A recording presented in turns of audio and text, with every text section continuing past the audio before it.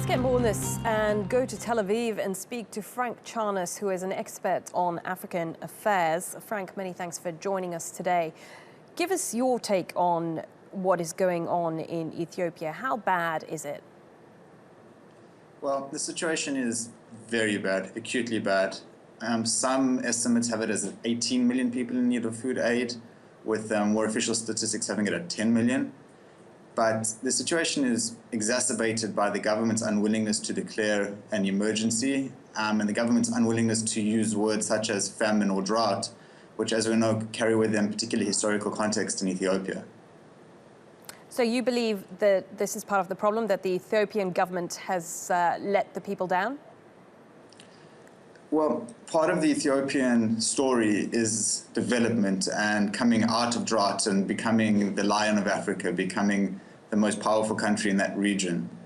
And the rhetoric or the story of a drought doesn't fit in with this. Moreover, the government in Ethiopia, the Tigrayan People's Liberation Front, the TPLF, are very controlled in terms of what information comes in and out of Ethiopia. And this means that they're able to control some of the message that's coming out, which, in my opinion, has limited the international community's ability to respond due to a lack of information. So what is it that is needed? Food aid, emergency aid is needed, a more robust international response. Unfortunately, this particular crisis comes at the time when the world is facing a lot of other crises in Iraq, in Yemen, in Syria. And so it's fallen, I suppose, into a bit of the bylines in terms of the world narrative at the moment with regard to responding to crisis. And where are we seeing the biggest impact? Is there more impact in some areas as opposed to other areas? Yeah, the major impacts are in the east and a little bit in the north of the country, in mostly rural areas. Ethiopia is still a very agricultural society, with the majority of people reliant on agriculture and a majority of that agriculture reliant on rainfall.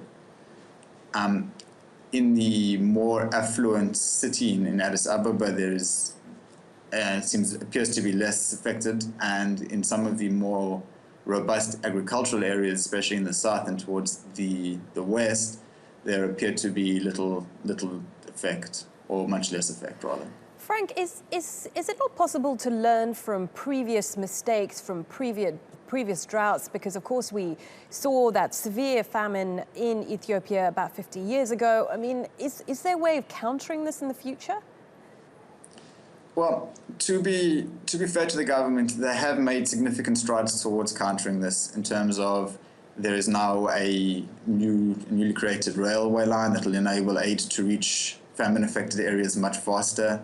The government has pledged and has given $360 million toward aid. The government anyway feeds every year about 8 million people on food aid. So there is a more robust governmental response. But yes, for sure there has to be a better international response and better early warning systems. This particular drought is El Nino related. It's not necessarily a cyclical drought, which we know Ethiopia suffers from. And so there should, in my opinion, be some sort of case in which, when the world sees that an El Nino year is coming, that there can be a preemptive aid program to countries and to areas which we know will be affected more badly. Okay, Franck, many thanks for your time. Franck Charnas there, Thank you an very much. expert on African affairs.